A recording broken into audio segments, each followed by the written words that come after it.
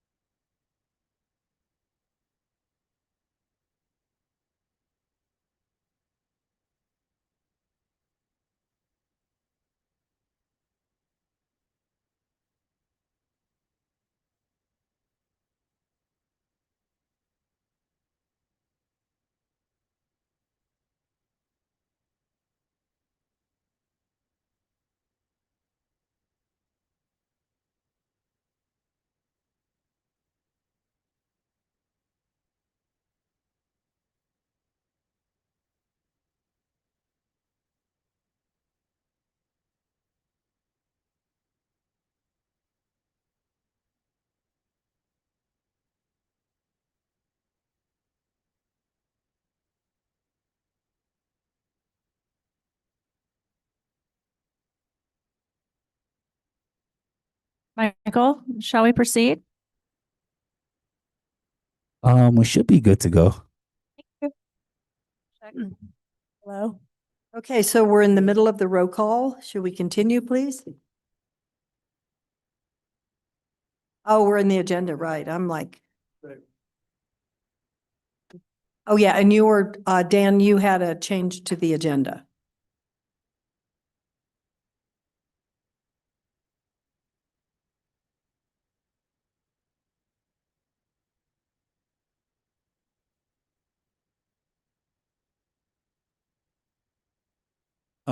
Madam Chair, members of the commission, we have a change to case 2026-11784, 315 Senna Street Certificate of Compliance.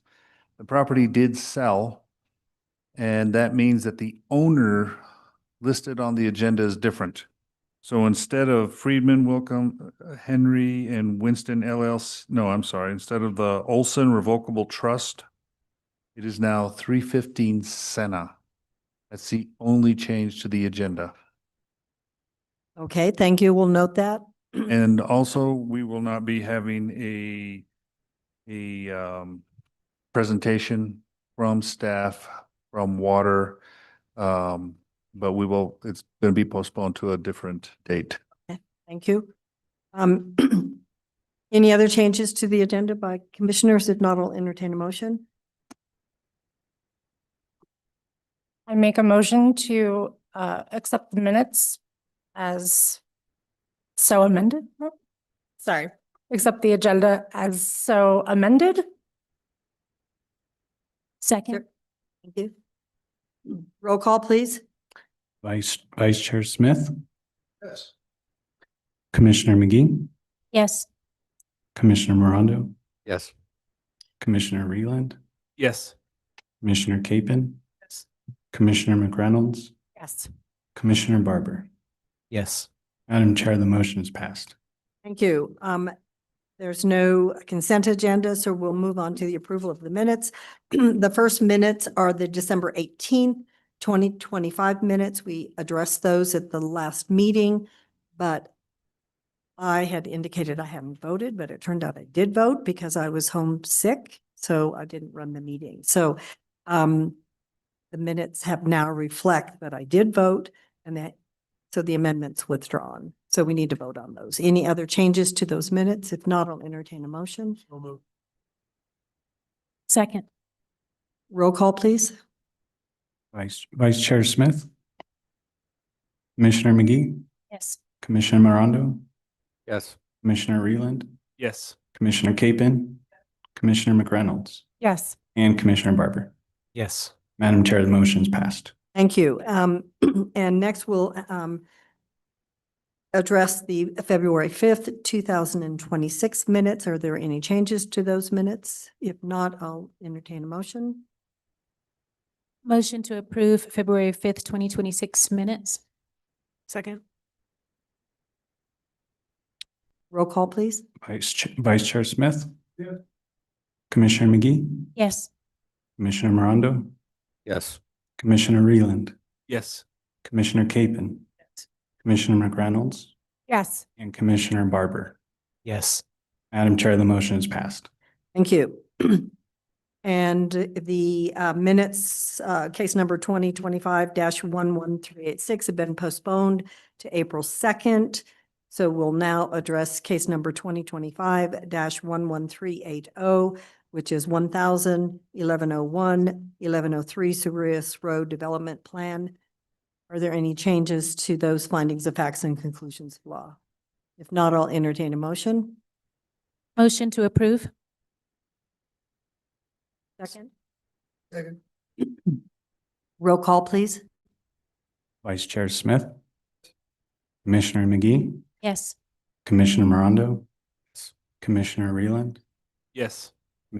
Commissioner Capen, Commissioner McReynolds, Yes. and Commissioner Barber. Yes. Madam Chair, the motion is passed. Thank you.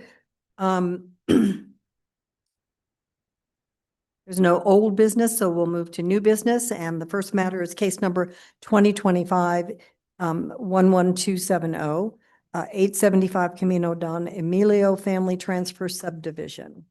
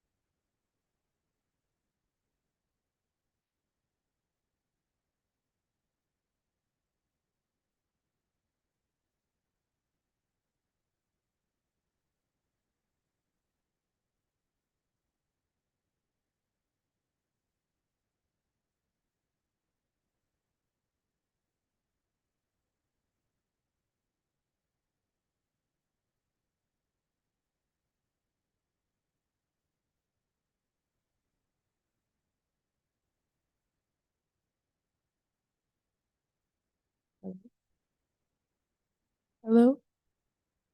Okay. Oh, that was really stressful. Oh.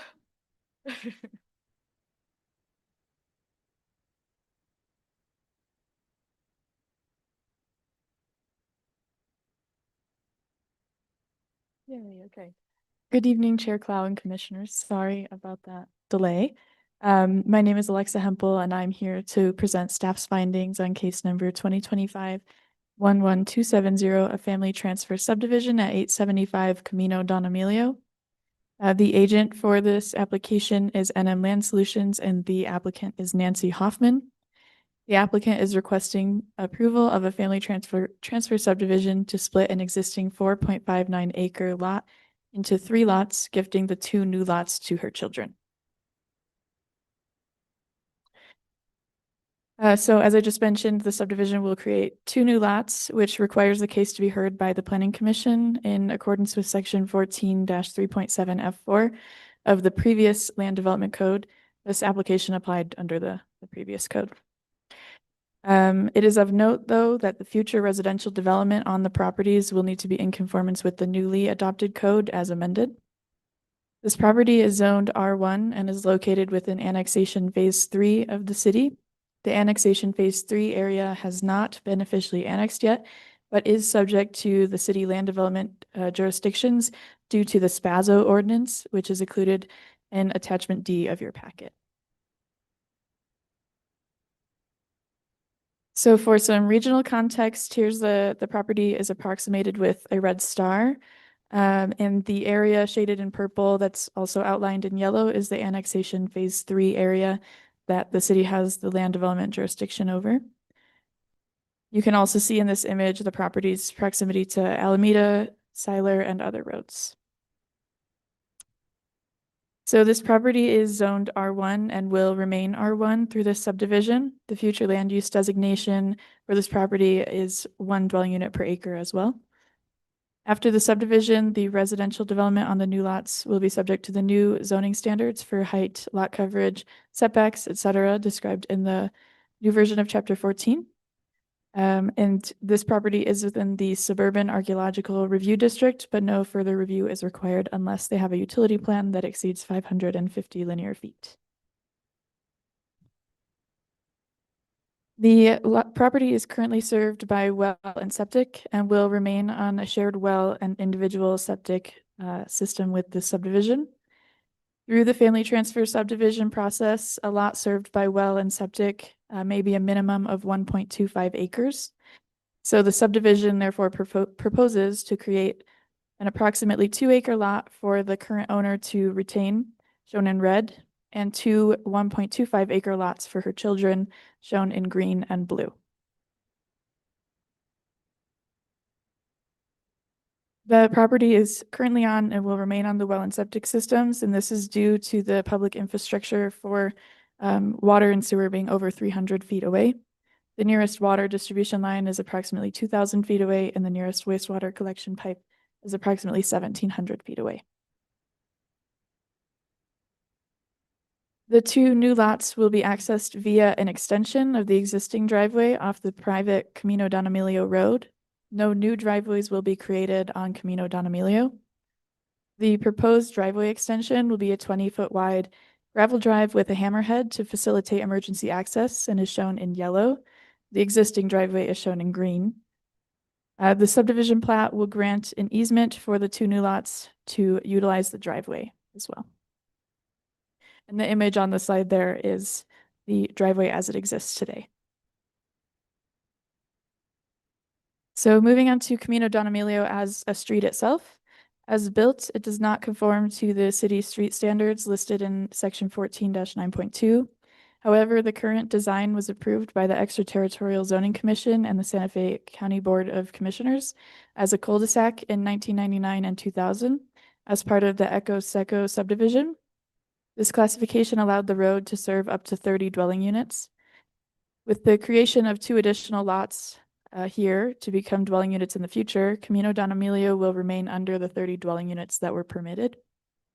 And this subdivision therefore does not increase the extent of the nonconformity on the street, requiring the city to recognize the county's approval under the SPAZO ordinance, section 7D, which states that permits and approval granted by the Extraterritorial Zoning Authority and the Extraterritorial Zoning Commission prior to enactment of this ordinance for which rights have vested, whether or not the permit or approvals conform to the City Land Development Code, shall be recognized by the city and the county.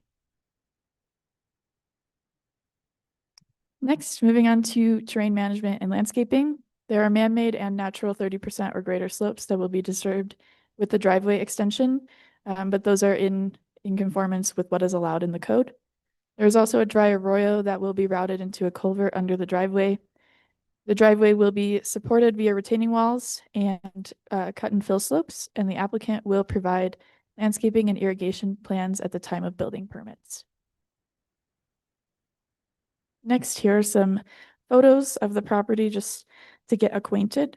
The photo on the left was standing on the western side of the property south of the existing home. This is facing east along the corridor where the driveway is proposed.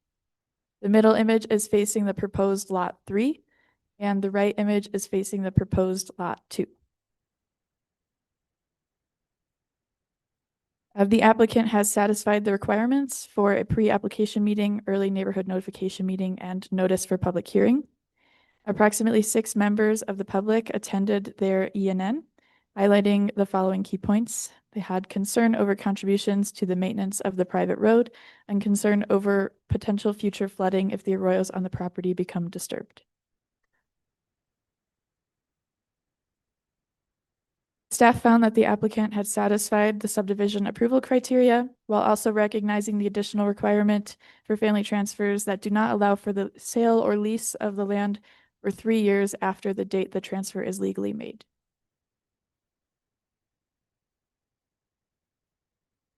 So with that, staff is recommending that the Planning Commission approve case number 2025-11270, 875 Camino Don Emilio Family Transfer Subdivision, subject to the conditions of approval and technical corrections outlined in attachment A of staff's report.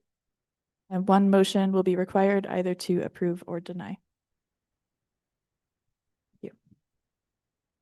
Thank you. Any questions from commissioners before we move to the applicant?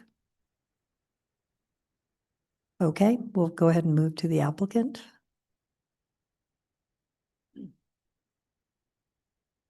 Please raise your right hand. State your name and address for the record. Victoria Dalton. Do you solemnly declare and affirm that the testimony you have in reference to this item shall be the truth and nothing but the truth, and do so under the penalties of perjury? Please proceed. Thank you and good evening, Madam Chair and members of the commission. I do have, some photos, but I don't want to disturb or disrupt what we have going. So let me just, if you have questions, then maybe we can scroll through them. So anyways, I'm here from NM Land Solutions on behalf of Nancy Hoffman.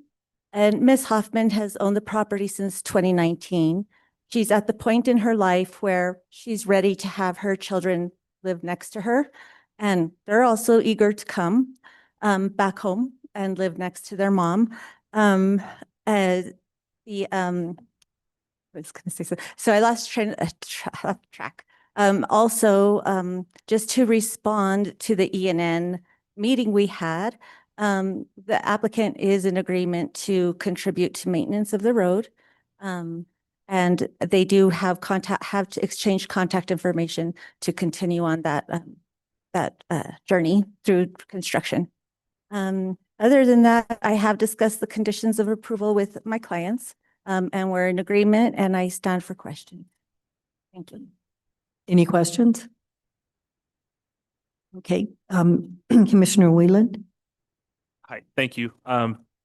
One question I had is based upon the guidelines for the road system capping this at 30 potential dwellings. In separating the lots, is that going to inhibit any other future owners that already own land in the area from developing? Madam Chair, Commissioner Wheeland, I'm sorry. It should not. Staff did go out there and count the lots, and I'll verify that we wouldn't disrupt future building. Thank you. Any other questions? Commissioner Capen? I'm glad to hear that they are speaking amongst themselves. Was that agreement made by all three, the two daughters and the mother now? Will they all three be contributing as property owners? Yes, so Madam Planning Commissioner Capen, they, so how it is now is Jordan Hoffman, who is the son who's going to build the first home, he's going to do all the contributions. His mom's a little older, so he's willing to start making the payments that they've requested. And when he starts construction of the road, he'll go ahead and make that big lump sum that they want. And then when we come in with the second home, they'll make that other payment, and they'll continue to make yearly or, however the board desires to contribute to those funds. When you say a lump sum, is that some agreement about the construction when they're doing that? And Yes. do they come up with that amount? I believe between correspondence between the two, between the kind of the HOA in a way, which we're not going to be which the owners are not going to be part of, but will contribute.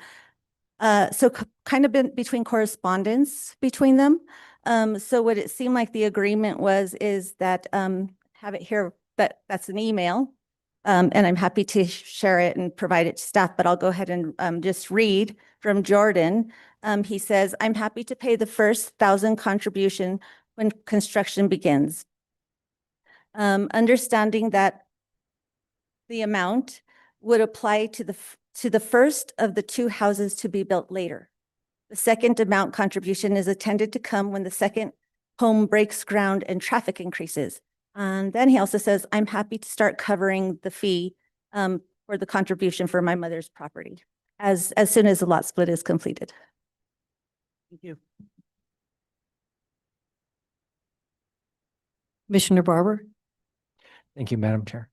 The ENN, there were 2 items that were brought up. You've already addressed the first one. The second one was regarding the potential flooding if the arroyos are disrupted. Has that been addressed?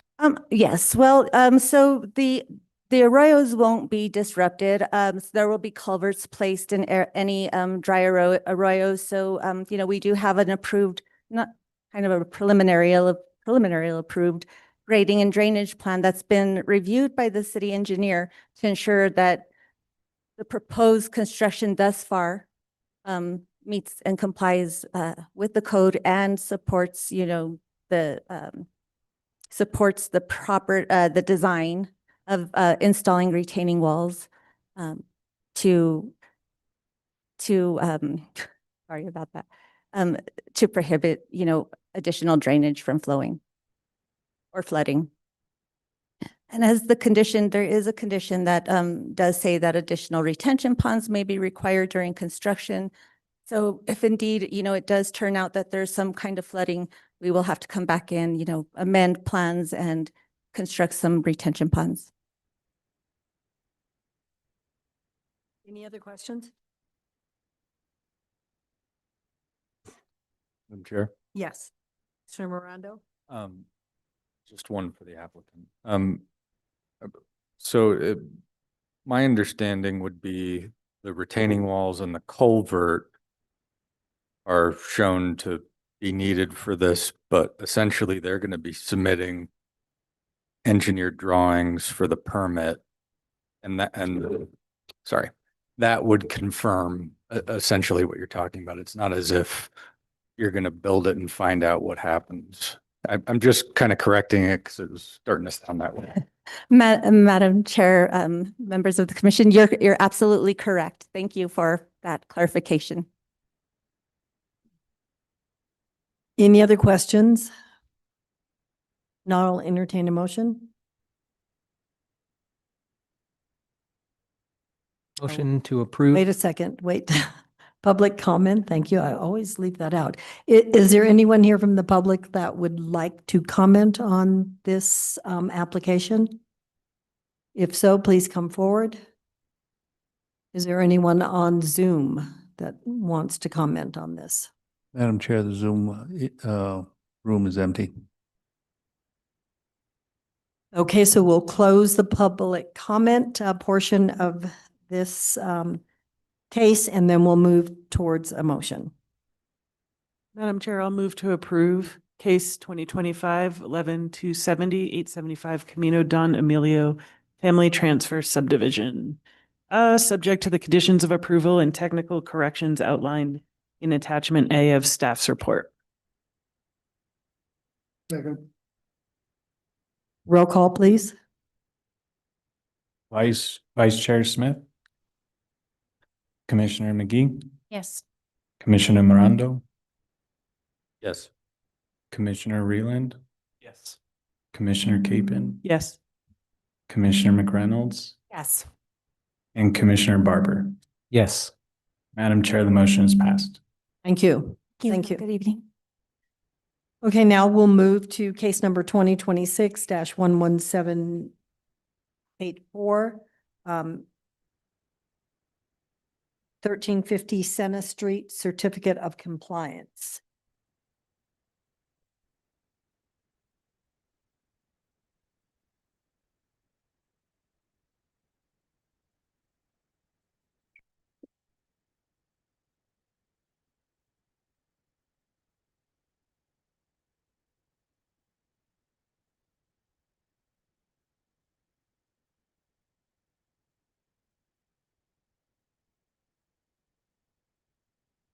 Good evening again. Should I proceed with Vice Chair Smith stepping out or? Yeah, you can go ahead. Okay.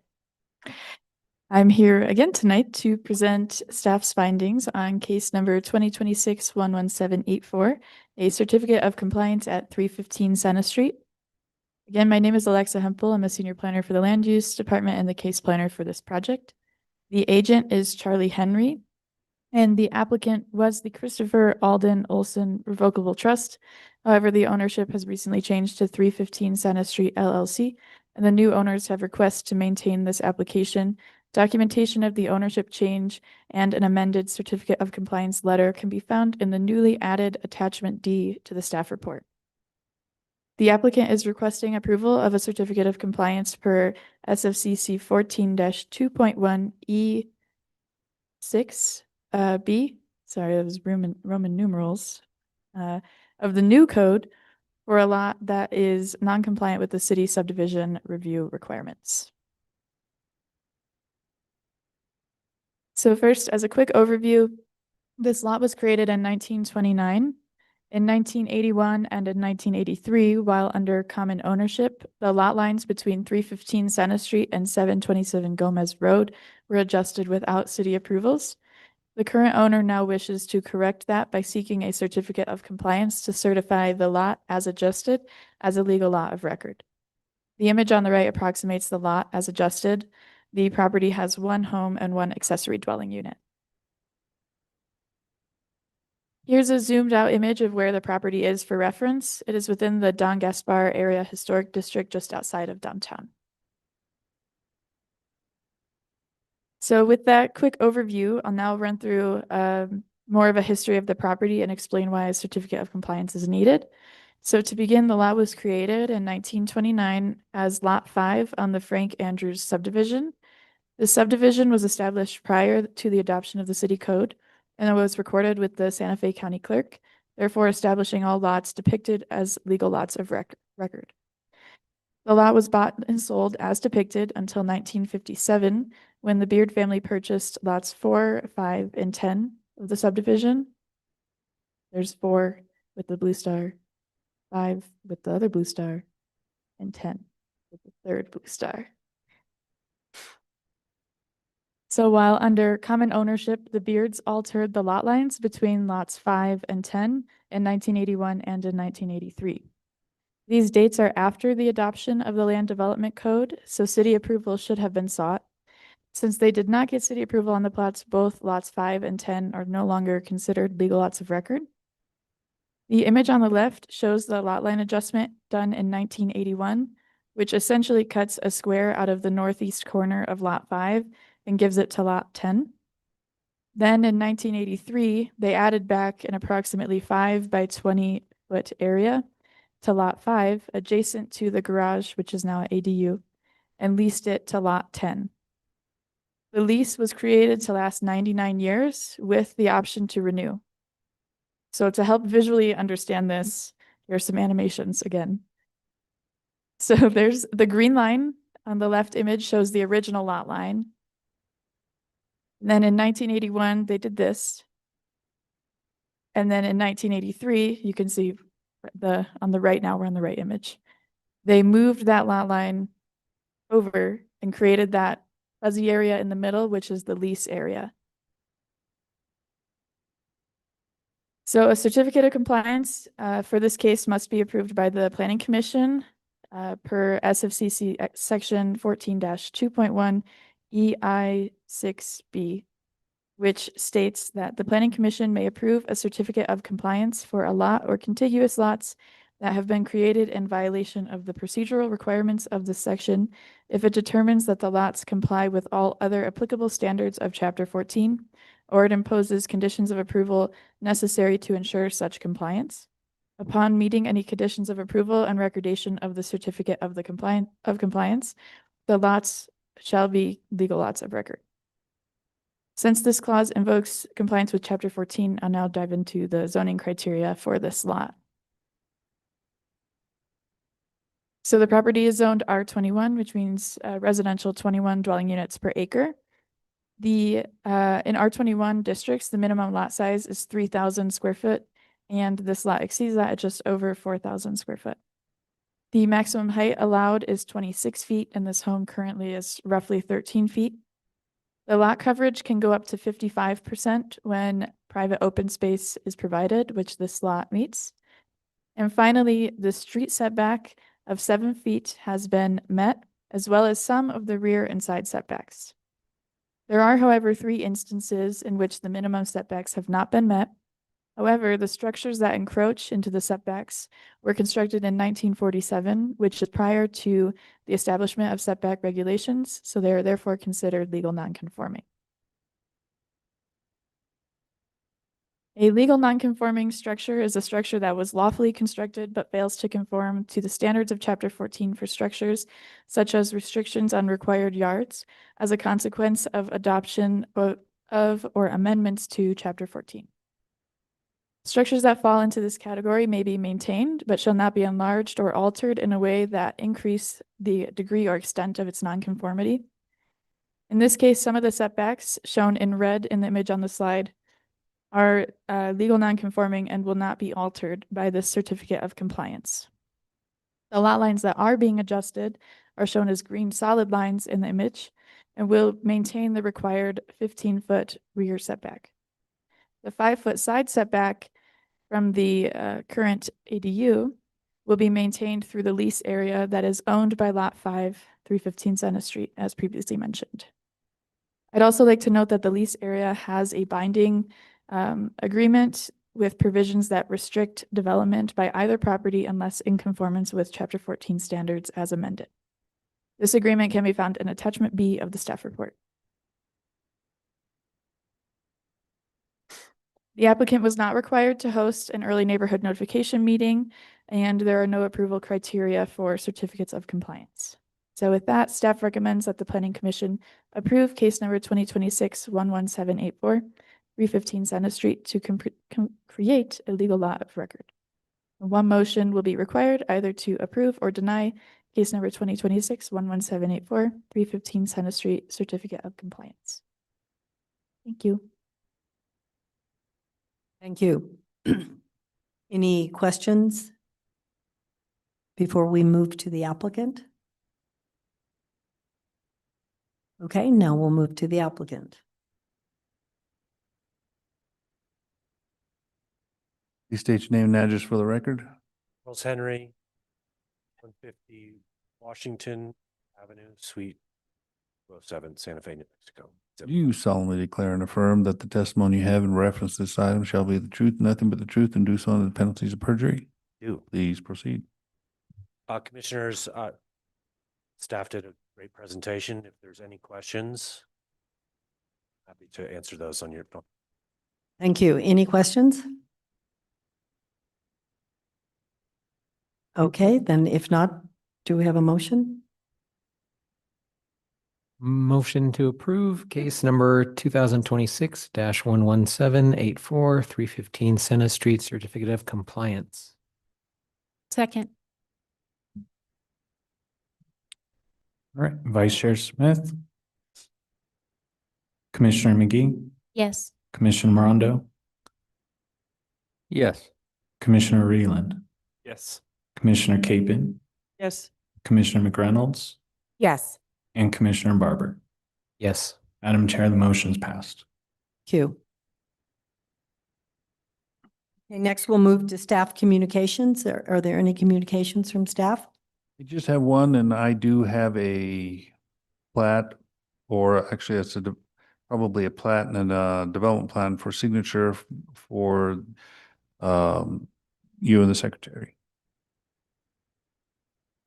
And you said you had one thing? That was it? That was it? Oh, okay. Any matters from the commission? Yes, we can announce the committees.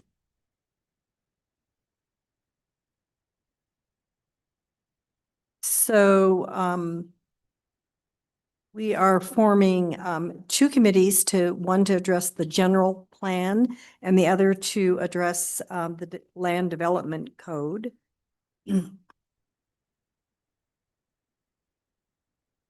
And I have talked with each of the commissioners and asked them what they would like to be on. So on the long-range planning, or the general plan, it will consist of Commissioner McGee, Commissioner Smith, Commissioner Capen, and Commissioner Barber. And then the Land Development Code Phase 2 will consist of myself, Janet Clow, Commissioner Mirando, Commissioner Wieland, and Commissioner McReynolds. And I think everyone's received a memo that sort of outlines what we talked about at our meeting and sort of the schedule for the events.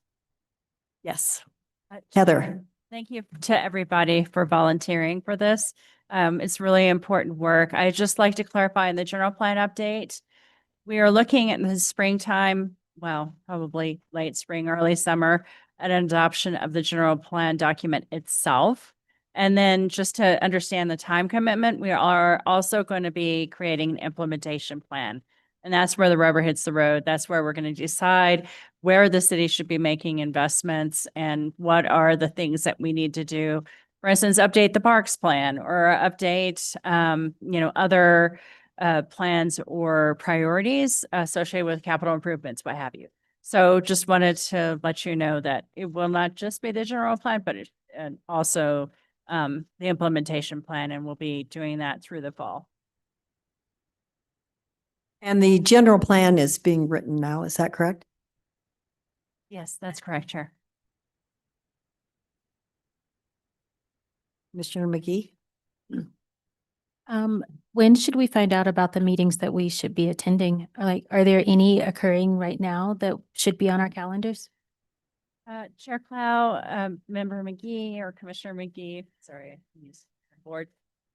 So right now we are meeting with the different departments and talking about what we talked about at the technical working group, the draft scenarios, and we're getting feedback. So we've learned quite a few things, and we're also working with county staff to get their feedback. So these have been very valuable meetings.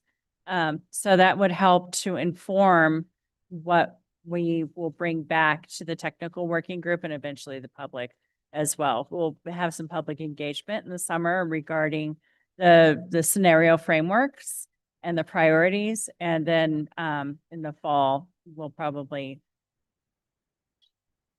everything's moving a little bit just because of the change in administration, the contract, the everything. So, but we will definitely be giving a timeline soon, but we are currently engaging with departments. We'll also be making the presentation that we made to the technical working group, sort of a bit of an updated presentation to the Board of County Commissioners, and we're working with the county on that to get their feedback as well, because the general plan isn't just about a artificial boundary, that's a city boundary, but also considering long-term how we're going to collaborate. Commissioner Smith? I need to just be clarified on a couple of points. The Long Range Planning Committee, or whatever we're calling it, we will be involved in, I'm assuming, in consultation before decisions are made. We'll be part of the deliberative process. Yes, that is correct. And so knowing when there's going to be a meeting, or if it's going to be every 2 weeks and then it can be canceled, I think would be enormously helpful. Yes, we're still trying to figure out the schedule, refine it. And so there was a proposal for sort of alternating weeks, depending upon the committee. We will definitely be getting back to you on that so that we can figure out how we're going to staff it, and then also the timing of the projects. We should be launching on phase 2 of the Land Development Code here the beginning of April, and we'll be starting with an assessment report that the consultant will be preparing. And then this commission will need to identify what are our first priorities. We do have some burning type of things that we need to do. For instance, correct scrivener's errors, as well as there's a couple of high priority issues like massage parlor legislation that we need to also discuss. So that have just sort of come up as we're proceeding along. And the street design guide and manual that's being proposed by Public Works, which is intended to, and the Metropolitan Planning Organization, which is intended to provide some additional flexibility in street design. And because in Santa Fe, we have a very unique street network, and we need to acknowledge that when it comes to our design standards, does not always need to be an arterial going through a neighborhood, which, that's what we're trying to accomplish with that. Also accounting for initiatives like adding bike lanes and multi-use paths and sidewalks and the like. Yes, Commissioner McGee. Sorry, I just wanted to go back to the general plan and the reach outs that you all are conducting coming up.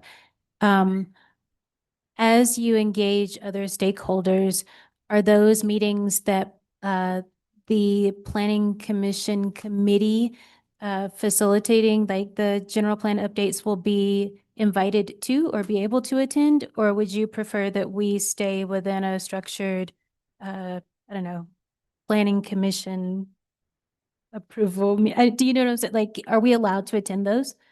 Yes, absolutely. As a community member, you're more than welcome to attend. If there's more than 3 of you, though, I just sort of, or 4, I'm not talk to each other. That's it. So, but as a member of the community, you're welcome to come to any city public meeting. It's just being careful about, there potentially being a quorum and a discussion. Four of us doesn't make a quorum. Yeah, I'm thinking the 4 that are part Yeah, of it's 4. the committee. I think Heather's just saying, if other people wanted to attend, we are community members, and so we could do so. We just couldn't say I came. I would just not talk to any of you. Right? Do I understand that I correctly? can say, how's your day going? Yeah, but Yes, discuss but the pertinent not issues. cases. Yeah. Correct. But a quorum is 5, is it not? Yeah, but just to, I think to keep it so that it's not complicated, we don't always have to chat with each other. It just keeps it clean. Just to follow up on that, as the Planning Commission subcommittee, can we be a part of those meetings, not just as members of the public? I think that the question is that the committee wants to get oriented and understand the stakeholders and understand the issues and be a part of what's going on. So is there a place for us to join those meetings with these stakeholders as you guys are collecting their feedback? Commissioner Capon, yes, absolutely. And, that is not a quorum in terms of the subcommittee. So, and what we can do is provide you with the schedule and let you know when we're going to be having community meetings or what have you, so that you all can know and choose if you want to. And the other committee won't attend. So one other point too, there was discussion about, would there be a chair of each of these different committees? And I decided that I didn't think we needed one. I think it needs to really be directed by staff. So so staff will be leading because they have the expertise, the knowledge. They're working on this full time. So they will be leading the committees and providing the format and drafting the agendas and.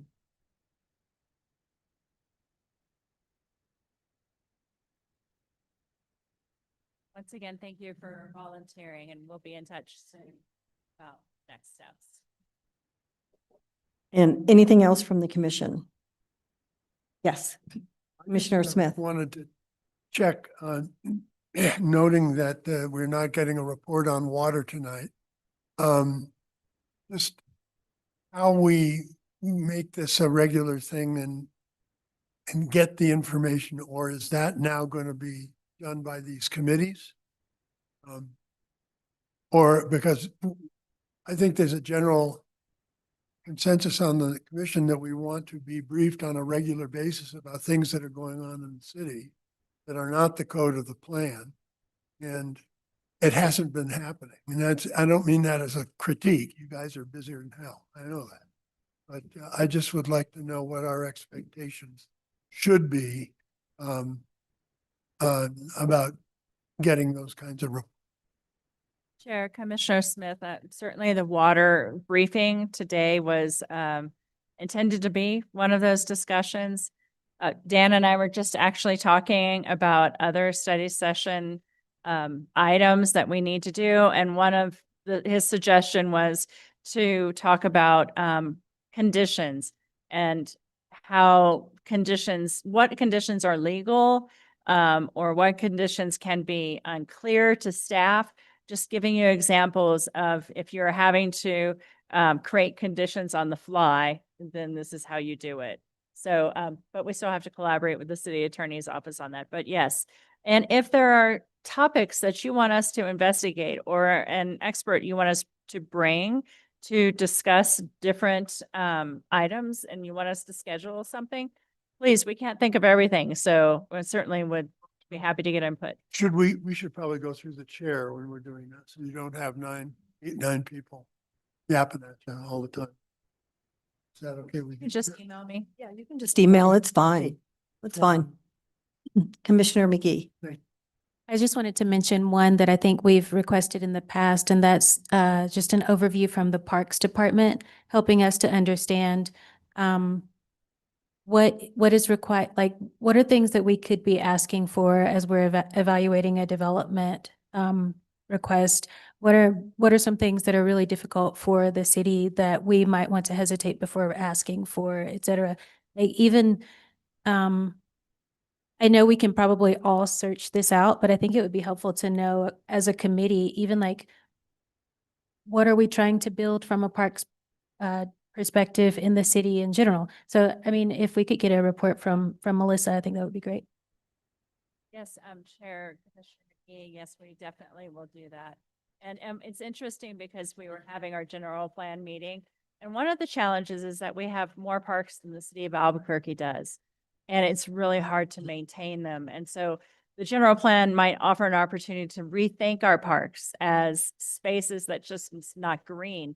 Can we repurpose something for affordable housing? Can we do something different that will help our parks teams with maintenance, but also still provide a gathering space? More sub-teen centers. It's one of the comments we've received from the community. So absolutely. And that brings to mind also transit. And that's a discussion that we've had as well. So that we'll put on the calendar.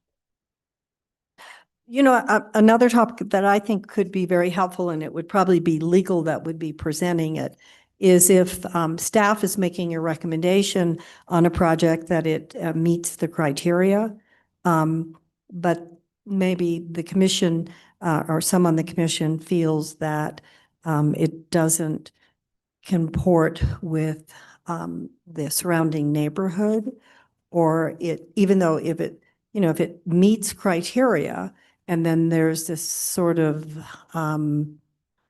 ability for the commission to say, well, it might conform with the code, but we believe that it is not in conformity with the surrounding area, or it's not helpful to, or there's a health safety issue. If we could have some information on that and maybe some case law in terms of at what level what the commission can say, no, we don't agree, and what would be the factual requirements that we would need to put in findings for that to occur. I think that would be helpful because I think there's confusion on that issue.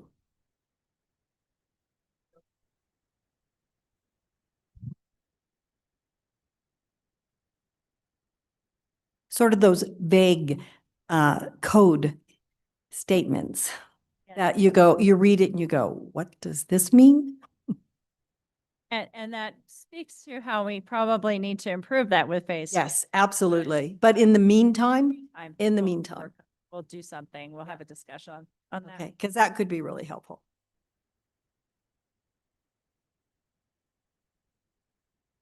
Anything else?